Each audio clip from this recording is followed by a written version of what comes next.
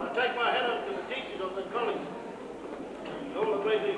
want to thank you people for coming along tonight. Last week they were in London. Next week they're going to be in Wellington. Next week they're going to be in Waterloo, gentlemen. And collecting this to pay their fare over there. Really, the government should be funding. They shouldn't be worried about this. And there, we're last on the heap. Well, we've got to do the things ourselves. But they don't stop us. They don't stop now. We carry on, even though we're right down the bottom. I want to thank you all for coming along here today. I especially thank you.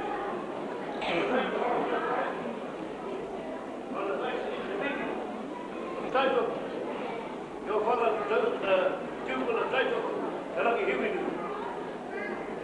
And also for half an hour. This is the nest. This comes from the nest. It's two alone and here. And not now it's got a fall. Follow the spirit of your ancestor.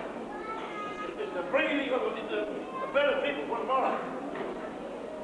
These young people, this kind of thing, the physical entertainment of the body, haka, boy down, everything.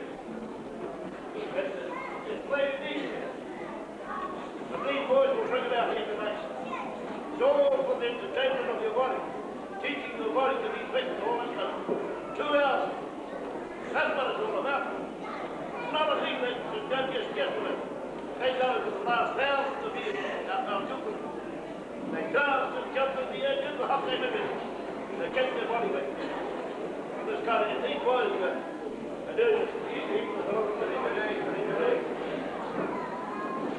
Here. Morning, you both boys said I can just a full way. So I'm just a little. Taking off full but go on, put it back to a hall. Go to the doctor, say, we get the name.